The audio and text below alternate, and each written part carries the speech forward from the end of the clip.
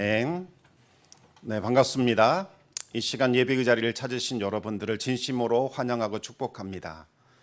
네, 우리 청담교회는 은혜가 샘솟는 교회, 부흥이 시작되는 교회입니다. 우리 하나님의 위로와 평강이 여러분과 또 여러분의 가정에 함께 하시기 바랍니다. 네, 지금 우리는 성경 읽기를 하고 있습니다. 지난주까지는 레위기와 민수기였습니다. 잘 따라오고 계실 줄로 믿습니다. 레위기를 읽으셨다면 이제 큰 위기 하나를 넘기신 셈입니다. 지난주까지 제가 올라온 통계를 보니까 우리 유승희 권사님, 이금자 권사님께서 선두를 달리고 계시고 또 그 뒤로 우리 강익은 장로님, 정연호 장로님, 또 옥봉들 권사님께서 바짝 따라오고 있었습니다. 다들 분발해 주시기 바랍니다. 성경 읽으신 분들은 교회에 있는 현황판에 스티커를 붙여주시거나 아니면 교회 사무실로 전화를 주시거나 혹은 홈페이지에 댓글로 남겨주시기 바랍니다. 바라기는 우리 청담의 모든 성도들이 이 성경 읽기를 통하여 말씀이 주는 유익과 기쁨을 누리게 되기를 바랍니다. 지난주 우리는 뉴스를 통하여 아주 안타깝고 또 가슴 아픈 소식을 접했습니다. 인천에 살고 있는 초등학생 형제, 큰형이 보니까 10살, 작은애가 8살이었습니다. 엄마가 없는 집에서 끼니를 해결하려고 라면을 끓이다가 화재가 발생을 했습니다. 둘 다 지금 아주 위독한 상태라고 합니다. 이 가정은 엄마가 혼자 돌보는 이 한부모 가정에다가 기초대상 수급자 가정인데 코로나 때문에 학교를 가지 못했고 또 생활고가 겹치면서 이 아이들을 돌보는 이 돌봄의 공백 상태가 발생되었다고 합니다. 엄마 혼자서 남자아이 둘을 키우는 게 얼마나 힘들고 어렵겠습니까? 그럴지라도 그래서는 안 되는데 너무나 많이 이 아이들이 방치가 되고 있었고 또 수많은 폭행이 있었다고 그렇게 보도를 듣게 되었습니다. 그럴 때마다 참 대견한 건 이 형, 8살, 10살짜리 형이 동생을 그렇게 챙겼다고 하지요. 그리고 화재가 일어났던 그날에도 끝까지 동생을 돌봤다고 합니다. 막 불이 걷잡을 수 없이 커지자 형이 동생을 책상 밑에다가 집어넣어놓고는 이불로 그 주위를 이렇게 둘러싸서 방호벽을 만들었다고 합니다. 그리고는 전화를 걸어서 살려달라고 계속해서 외치다가 마침내 의식을 잃고 쓰러졌습니다. 와서 보니까 형은 침대에 엎드려져 있었고 동생은 책상 밑에 웅크리고 있었습니다. 이미 연기를 너무 많이 마신 탓에 의식은 전혀 없었습니다. 이 형은 이 침대 위에서 전신 40도, 3도 중화상을 입은 상태였고 동생은 1도 화상을 입은 상태였습니다.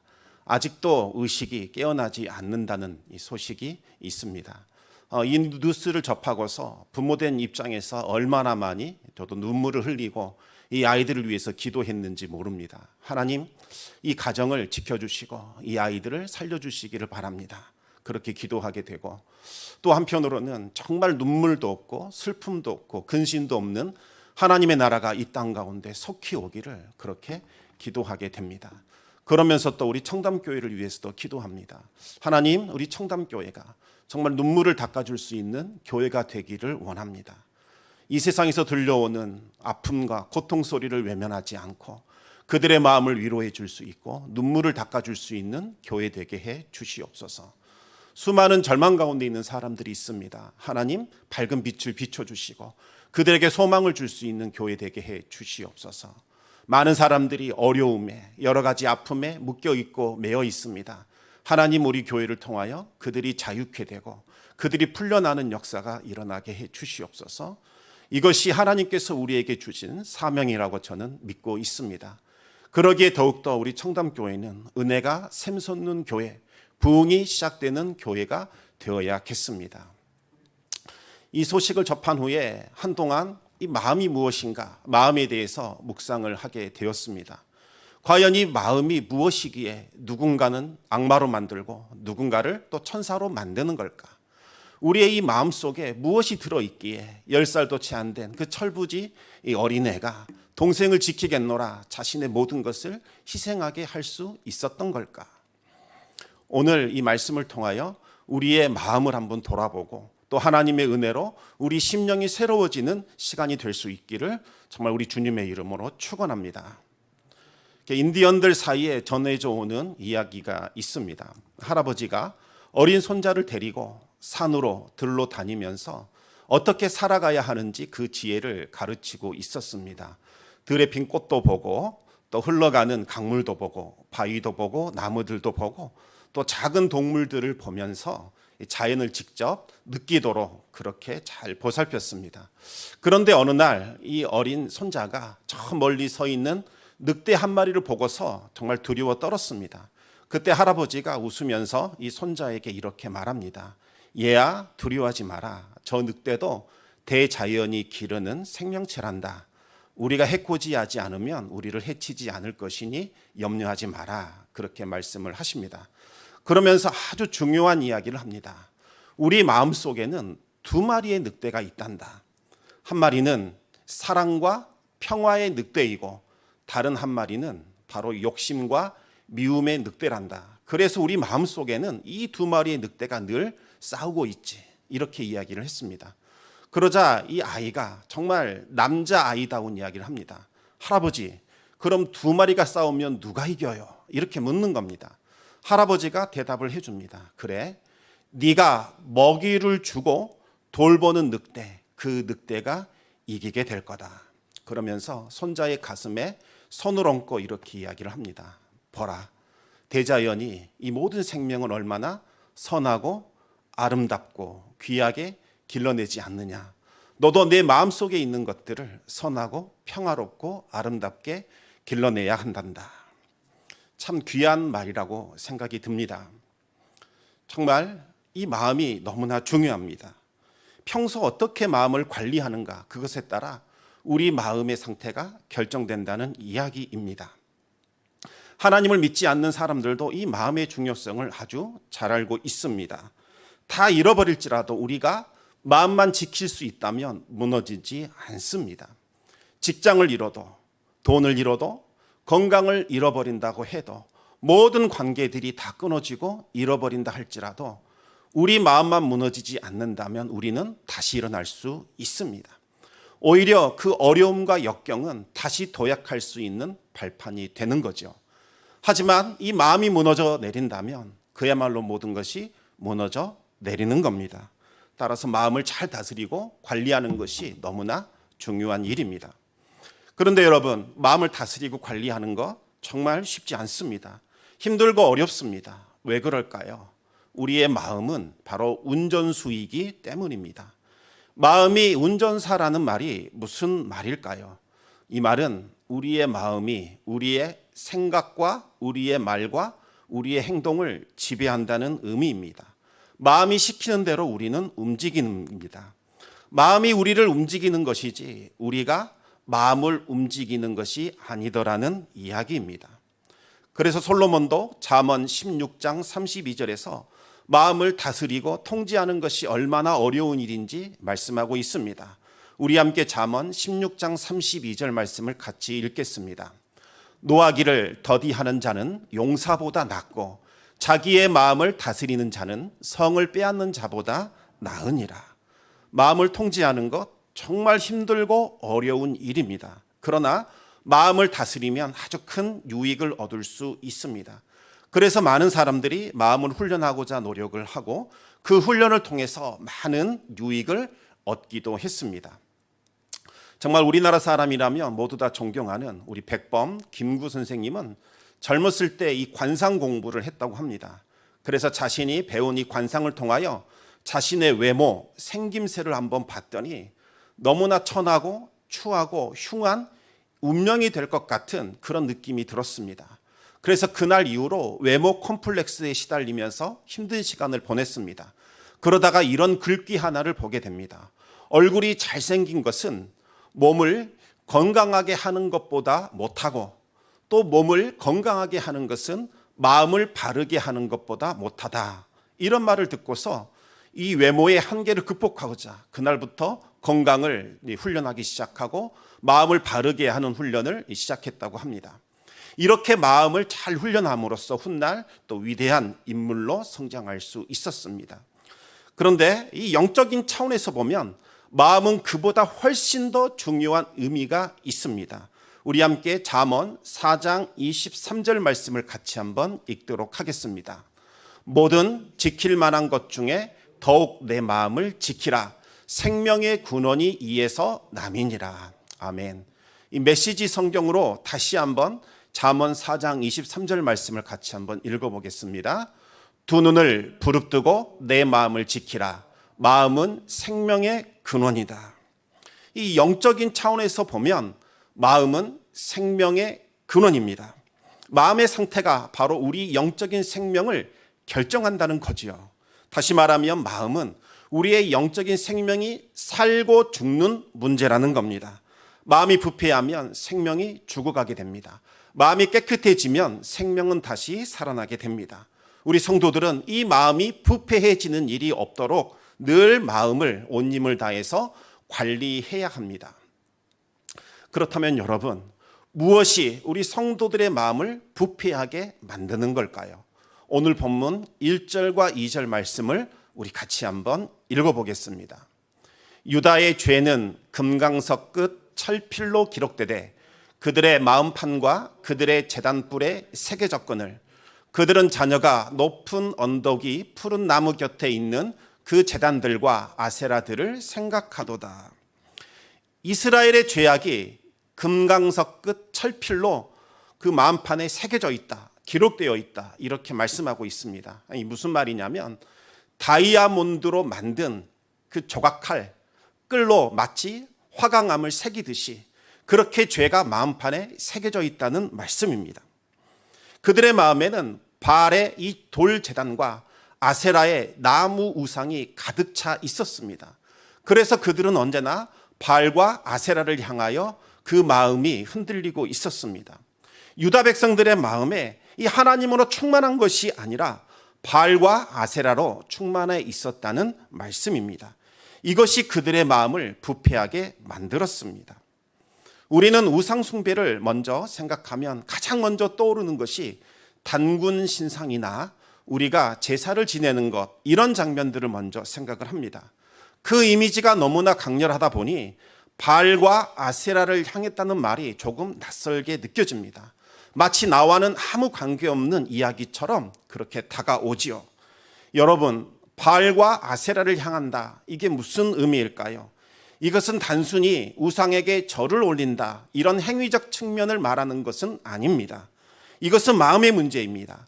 무엇이 그 마음을 지배하고 있느냐의 문제입니다.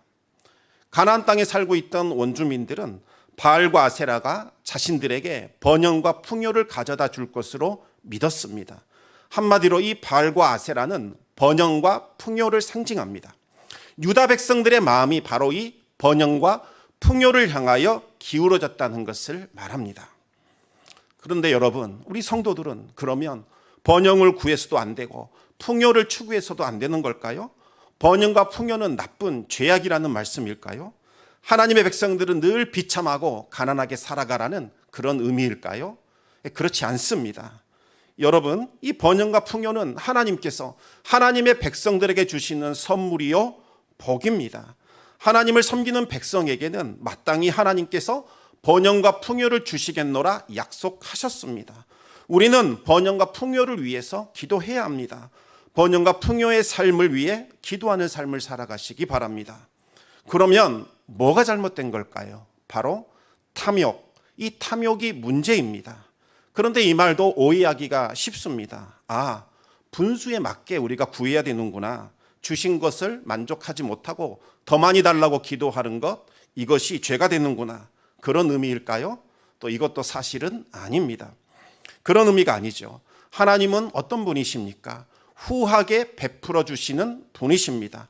우리 함께 신약성경 누가복음 6장 38절 말씀을 같이 한번 읽어보겠습니다. 주라, 그리하면 너희에게 줄 것이니 곧 후히 되어 누르고 흔들어 넘치도록 하여 너희에게 안겨주리라. 너희가 헤아리는 그 헤아림으로 너희도 헤아림을 도로 받을 것이니라. 아멘. 하나님은 누르고 흔들어서 차고 넘치도록 풍성하게 채워주시는 분이십니다. 차고 넘치는 은혜를 달라고 꼭 기도하시기 바랍니다. 그러면 대체 이 탐욕이라는 것이 무엇을 말하는 걸까요? 탐욕은 순서를 바꾸는 것이고 주인을 바꾸는 것을 말하는 겁니다. 번영과 풍요를 하나님이 계셔야 할 최고의 자리에다 올려놓는 것, 이것이 바로 탐욕입니다. 1순위가 번영과 풍요입니다. 하나님은 그 다음 순서입니다. 이들이 생각하기를 하나님은 어떤 분인가? 나의 풍요와 번영을 위하여 존재하는 신이다. 이렇게 하나님을 전락시켜 버립니다. 이것이 탐욕입니다. 그러다 보니 만약 나의 번영과 풍요에 조금이라도 방해가 되거나 걸림돌로 여겨진다면 가차없이 하나님마저 다른 신으로 바꿔버립니다. 이것이 탐욕에 사로잡힐 때에 우리에게 일어나는 일들입니다. 여러분, 우상 숭배의 본질이 뭐라고 생각하십니까? 우상은 우리의 번영과 풍요와 쾌락을 위하여 사람들이 허구로 만들어낸 신을 의미합니다. 우상을 섬긴다는 말은 결국 나의 번영과 풍요와 쾌락을 섬기는 것을 말합니다. 이 가나안의 원주민들은 번영과 풍요와 쾌락을 주는 신으로 바알과 아세라를 만들어 섬겼던 거지요. 바알은 남자 신이고 아세라는 여자 신입니다. 농사가 잘 되려면, 번영하려면, 풍요하려면, 그래서 쾌락을 즐기려면 무엇이 필요할까요? 바로 물이 필요합니다. 비가 내리는 것이 중요합니다. 비가 내려야 농사가 잘 돼서 번영과 풍요와 쾌락을 누릴 수 있습니다. 가나안 주민들은 이 하늘에서 내리는 비가 뭐냐? 이것은 바알이 내리는 씨, 다시 말하면 정액이다, 이렇게 생각을 한 겁니다. 생각만 해도 끔찍합니다. 바알과 아세라 숭배의 핵심은 뭐냐? 바로 기우제입니다. 비가 오게 하는 겁니다. 어떻게 하면 비가 오게 할 수 있을까? 이것이 우상 숭배의 핵심입니다. 하늘에서 비가 내리려면 이 바알과 아세라가 성적으로 결합해야 한다, 그렇게 믿었습니다. 얼마나 음란합니까? 이것이 그들이 섬기는 신입니다. 바로 이 우상 숭배의 하이라이트는 바알과 아세라를 성적으로 결합시키는 데 있었던 거지요. 그러면 어떻게 해야 이 바알과 아세라가 성적으로 결합할까요? 사람들이 난잡한 음행을 하면 바알과 아세라가 자극을 받아 서로 결합할 것이다, 그렇게 믿었습니다. 그래서 우상 숭배하는 곳에는 신전 창기들이 있었습니다. 남창이 있었고 여창이 있었습니다. 심지어 결혼하지 않은 처녀딸을 신전 창기로 보내는 것을 영광으로 생각했고 그렇게 뽑힌 것을 자랑스럽게 생각을 했습니다. 우상 숭배가 있을 때마다 얼마나 많은 음행이 저질러졌겠습니까? 그리고 얼마나 많은 사생아들이 태어났겠습니까? 과연 그 사생아들 잘 길렀을까요? 그렇지 않았을 겁니다. 얼마나 많은 아이들이 골짜기에 벌어져 죽임을 당했을까요? 음행과 살인이 난무했습니다. 돈과 쾌락에 미쳐서 무수한 생명이 죽어갔고 윤리와 도덕이 완전히 무너져 내렸던 겁니다. 하나님은 이스라엘에게 절대로 바알과 아세라의 우상을 받아들이지 말라 경고하셨습니다. 탐욕과 음행으로 그 땅이 더럽혀진다면 그 땅은 너희들을 토해낼 것이다 말씀하셨습니다. 무슨 말일까요? 가뭄과 기근과 전염병이 그 땅을 휩쓸어서 사람이 살지 못한 땅으로 만들어 버릴 것이라는 말씀입니다. 만약 간신히 살아남는다 할지라도 그 땅 가운데 전쟁이 일어나서 너희들이 원수의 나라로 끌려갈 것이요 그 원수들을 섬기게 될 것이다 라는 경고의 말씀입니다. 이스라엘 백성들은 이 사실을 너무나 잘 알고 있었습니다. 하나님이 어떤 분이신지, 하나님께서 어떤 명령을 하셨는지 그들은 알고 있었습니다. 그렇다면 하나님의 말씀을 들은 이 이스라엘 어떻게 반응했을까요? 하나님만 온전히 섬기고 바알과 아세라를 버렸을까요? 아니면 반대로 바알과 아세라를 섬기고 하나님을 버렸을까요? 과연 어떤 선택을 했을까요? 여러분들은 그들이 어떻게 했다고 생각을 하십니까? 그들은 절충안을 생각해 냈습니다. 하나님도 섬기고 바알과 아세라도 섬기는 쪽으로 가닥을 잡았습니다. 한마디로 양다리를 걸친 겁니다. 1975년 시나이 반도 북동쪽에서 그 시대의 유물로 추정되는 어떤 것이 발견이 되었습니다. 그런데 그 유물에는 아주 충격적인 문구가 적혀 있었습니다. 여호와의 아내 아세라, 이런 문구가 나온 겁니다. 이 유물을 발견하고 나서는 신학계가 완전히 충격을 받았습니다.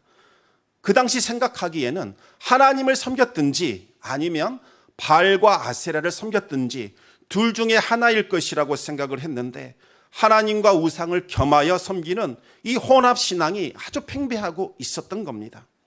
이스라엘은 양다리를 거치면서 하나님의 비유를 맞추느라 무더니도 애를 썼습니다. 하나님께 드리는 이 제사에 만전을 기했습니다. 천천의 수량과 만만의 기름을 바쳤고 각종 성지는 다 찾아다니면서 열정을 쏟아 부었습니다. 그러면서 바알과 아세라 우상 숭배에도 늘 마음을 다하여 바쳤습니다. 여러분은 이스라엘이 과연 온전히 하나님만 섬겼다고 보십니까? 아무리 그럴싸하게 포장을 했다 하더라도 이것은 혼합신앙입니다.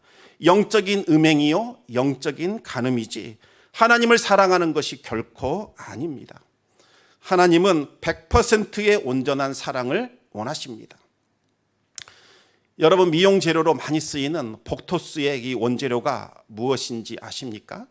이 보툴리눔이라고 하는 이 독소로 알려져 있습니다. 이 보툴리눔 독소는 지구상에서 가장 강력한 독소라고 그렇게 알려져 있습니다. 무려 청산가리의 6억 배의 독성을 가지고 있습니다. 1g만 이 공중에 뿌려도 100만 명이 죽는다고 합니다. 4kg을 온 세계에 뿌리면 모든 사람을 죽일 수 있을 만큼 강력한 독이라고 합니다. 아무리 순수한 물이라 할지라도 이 독소 한 방울만 집어넣어버리면 이건 독물이 되는 겁니다. 마실 수 없습니다. 아무리 내가 하나님을 사랑한다 할지라도 불순물이 1%만 들어온다면 그 사랑은 변질된 사랑, 더 이상 하나님의 사랑이라고 부를 수가 없는 겁니다. 나는 예배에 열심히 참여하고 있습니다. 제 심령에는 아무 문제 없을 것 같습니다. 그럴까요? 그렇지 않습니다. 번영과 또 이 풍요와 쾌락이 하나님 자리에 들어와 있다면 우리의 심령은 이미 변질되어 있는 상태입니다. 병들어 죽게 되고 부패하게 된다는 말씀입니다. 하나님은 우리를 위하여 하나님 전부를 주셨습니다. 일부를 떼내어 우리에게 주신 것이 아니라는 말씀입니다. 하나님 역시 우리에게 우리의 전부를 요구하십니다. 우리의 어느 것 하나를 떼어주는 것 하나님 기뻐하지 않으십니다. 우리의 온 마음을 다하여 하나님 사랑하기를 우리 하나님 원하고 계십니다. 우리는 하나님과 탐욕을 겸하여 섬길 수 없습니다. 하나님을 선택하든지 탐욕을 선택하든지 둘 중에 하나를 선택해야 합니다. 열왕기상 18장 21절에서 엘리야는 하나님과 탐욕 사이에서 머뭇머뭇거리고 있는 그 백성들을 향하여 과감하게 결단하라, 하나님을 선택하라 촉구했습니다. 우리 함께 18장 21절 말씀 같이 읽겠습니다. 엘리야가 모든 백성에게 가까이 나아가 이르되 너희가 어느 때까지 둘 사이에서 머뭇머뭇하려느냐? 여호와가 만일 하나님이면 그를 따르고 바알이 만일 하나님이면 그를 따를지니라 하니 백성이 말 한마디도 대답하지 아니하는지라. 사랑하는 성도 여러분, 하나님을 선택하시기 바랍니다. 마음의 중심을 차지하고 있는 탐욕과 음행을 제거하시기 바랍니다. 탐욕과 음행을 중심에 두고 사는 것, 이것이 바로 바알과 아세라를 섬기는 우상 숭배의 실체입니다. 탐심과 음행에 사로잡히면 사막의 떨기나무와 같이 저주받은 인생을 살게 됩니다. 우리 함께 오늘 본문의 5절과 6절 말씀을 같이 한번 읽겠습니다. 여호와께서 이와 같이 말씀하시니라. 무릇 사람을 믿으며 육신으로 그의 힘을 삼고 마음이 여호와에게서 떠난 그 사람은 저주를 받을 것이라. 그는 사막의 떨기나무 같아서 좋은 일이 오는 것을 보지 못하고 광야 간조한 곳 건건한 땅 사람이 살지 않는 땅에 살리라. 아멘. 이 사막의 떨기나무의 별명은 소돔의 사과나무입니다. 왜 소돔의 사과나무냐? 소돔과 고모라가 멸망했을 때에 그때 함께 저주를 받은 나무라는 전설이 내려오기 때문입니다. 소돔의 사과나무는 이 열매가 맺히면 정말 사과처럼 풍성하고 아름다워 보이는 열매가 맺힙니다. 먹음직스러워 보입니다. 그런데 정작 이 열매를 따서 안을 들여다보면 속은 텅 비어 있고 하얀 실들만 가득 차 있는 것을 보게 됩니다. 그래서 보는 사람들마다 허망함과 안타까움을 느끼게 됩니다. 이 저주받기 전에는 이와 같은 나무가 아니었을 것이다, 그렇게 생각을 합니다. 그래서 한 역사가가 이렇게 말했습니다. 그 과일은 재와 같이 허무하다. 그 열매는 맛있는 과일처럼 빛을 내지만 정작 손으로 쪼개보면 연기와 재만 남게 된다. 한마디로 허무한 인생을 살게 된다는 겁니다. 겉으로만 그럴싸할 뿐이지 그 안은 텅 비어있는 정말 공허한 삶을 살게 된다는 겁니다. 결국 아무도 살 수 없는 땅, 메마른 사막에서 저주받은 인생을 살아가게 됩니다. 그러나 하나님을 선택한 사람은 물가에 심겨진 나무와 같습니다. 우리 함께 8절 말씀을 같이 한번 읽겠습니다. 그는 물가에 심어진 나무가 그 뿌리를 강변에 뻗치고 더위가 올지라도 두려워하지 아니하며 그 잎이 청청하며 가무는 해에도 걱정이 없고 결실이 그치지 아니함 같으리라. 아멘. 사막인지 아닌지를 결정하는 것은 물입니다. 사막이라서 물이 없는 것이 아니라 물이 없기 때문에 사막이 되는 겁니다. 아무리 좋은 땅이라 할지라도 3년간 비가 내리지 않으면 그 땅은 사막이 되어버립니다. 그러나 어떤 사막일지라도 비가 내린다면 그 땅은 옥토로 변하게 됩니다. 실제로 사막에 비가 내리자 생명이 살아나는 기적 같은 일이 일어났습니다. 칠레에 아카타마라는 고원이 있는데 아주 건조한 곳으로 유명합니다. 나사에서 한번 연구를 해봤더니 2천만 년 동안이나 건조한 곳으로 유지된 채 지내왔다고 합니다. 지구상에서 가장 건조한 곳, 메마른 곳이 바로 그곳입니다. 그런데 최근에 이 지구온난화로 인하여 기상이변이 발생하면서 슈퍼 엘니뇨가 일어났습니다. 그래서 12시간 동안 23mm라는 기록적인 폭우가 내렸습니다. 물론 우리나라에 내리는 폭우에 비하면 아무것도 아니지만 그 지역에서는 7년간 내리는 비와 맞먹는 양이 내린 겁니다. 비가 내린 후에 기적이 일어났는데 사막에서 일제히 꽃이 피었습니다. 땅속에 묻혀있던 그 씨앗이 개화가 되어서 수많은 식물이 되어 자라나고 아름다운 꽃들로 피어나게 된 겁니다. 말 그대로 사막에 꽃이 피어 향내내는 기적이 일어난 겁니다. 그리고 엘니뇨가 일어날 때마다 이와 같은 일들이 계속해서 반복되고 있습니다. 지금은 매년 수천 명의 관객이 몰려든다고 그렇게 이야기를 하고 있습니다. 더 놀라운 일들도 있습니다. 영국의 고고학자들이 이집트의 피라미드를 살펴보다가 3,000년 된 피라미드 미이라 하나를 보게 됩니다. 그런데 그 미이라 손에는 아주 바짝 마른 꽃이 한 송이 들려져 있었습니다. 공기와 접촉하는 순간 그 꽃은 완전히 바스라져 버렸고 씨앗만 몇 개 남아있게 됩니다. 과연 이 3,000년이 넘게 된 이 씨앗, 생명이 있을까 싶어서 어떤 사람이 가져다가 한번 심어봤다고 합니다. 그랬더니 거기에서 이전에 보지 못했던 새로운 꽃이 피어나더랍니다. 무려 3,000년의 기다림 끝에 새로운 꽃이 피어난 겁니다. 이 스웨덴의 식물학자 달이라는 사람이 그 씨를 가져다가 재배했기 때문에 그 꽃의 이름을 달리아라고 부른다고 합니다. 이 달리아는 지금 우리나라에서도 이제 흔히 볼 수 있는 꽃이 되었습니다. 생수가 흐르면 아무도 살 수 없는 땅, 저주받은 사막 한가운데서도 생명이 살아날 수 있습니다. 말씀을 붙들고 사는 사람은 바로 이 물가에 심어진 나무와 같습니다. 물론 물가에 심긴 나무라 할지라도 가뭄은 찾아옵니다. 뜨거운 태양빛이 비치기도 합니다. 그러나 염려도 없고 두려움도 없습니다. 그 뿌리가 물에 닿아 있기 때문입니다. 태양이 강하면 강할수록, 그리고 가뭄이 길어지면 길어질수록 푸르고 푸른 잎사귀를 내고 더 많은 결실을 맺게 되는 겁니다. 사랑하는 성도 여러분, 하나님의 말씀은 생명수입니다. 말씀의 물줄기가 우리의 심령 속으로 들어오면 우리의 심령은 살아납니다. 부패한 땅, 마르고 건조한 땅, 아무도 살 수 없는 그 죽음의 땅이 생명의 땅으로 다시 살아나게 됩니다. 여러분의 심령에 말씀의 생명수와 같은 하나님의 은혜를 흘려보내시기 바랍니다. 그래야 우리의 심령 깊이 새겨진 이 바알과 아세라가 지워지게 됩니다. 메마르고 황폐하여 죽어가던 심령이 다시 살아날 수 있습니다.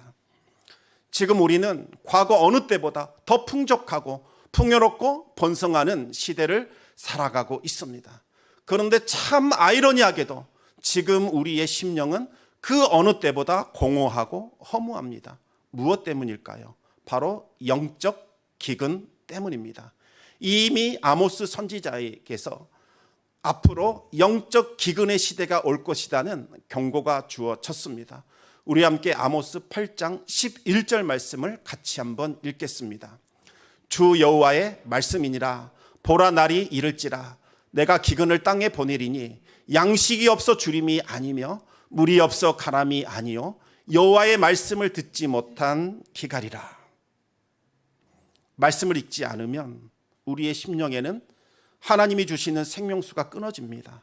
메말라가고 죽게 됩니다. 많은 것을 소유했고 많은 것을 가졌고 눈에 좋은 것을 다 누리고 있지만 어찌된 일인지 공허합니다. 답답합니다. 이렇게 사는 것이 맞나? 늘 죽음에 대한 허무한 생각을 하게 됩니다. 그리고 우리의 심령에는 각종 욕망과 쾌락의 독소들이 들어와서 우리의 심령을 오염시키고 부패하게 만듭니다. 사랑하는 성도 여러분, 여러분의 심령에는 무엇으로 가득 차 있습니까? 혹시 세상적인 욕망과 쾌락이 여러분의 중심을 차지하고 있지는 않으십니까? 그렇다면 하나님의 말씀을 펼치시기 바랍니다. 말씀에 귀를 기울이시고 여러분의 심령에 그 말씀을 새기시기 바랍니다. 그렇게 해야 말씀의 생명수가 다시 흐르게 됩니다. 그리고 물가에 심어진 나무와 같이 가뭄에도 두려움이 없고 어떤 고난과 역경 속에서도 결실을 맺게 됩니다. 우리가 말씀을 지키면 그 말씀이 우리를 지킨다는 사실을 기억하시기 바랍니다. 지금 이 코로나는 말씀을 읽기에 너무나 좋은 기회입니다. 말씀을 읽고 듣고 우리의 심령에 새김으로써 물가에 심어진 나무와 같이 풍성하고 은혜가 넘치는 복된 삶을 살아가시기를 우리 주님의 이름으로 축원합니다. 기도하겠습니다.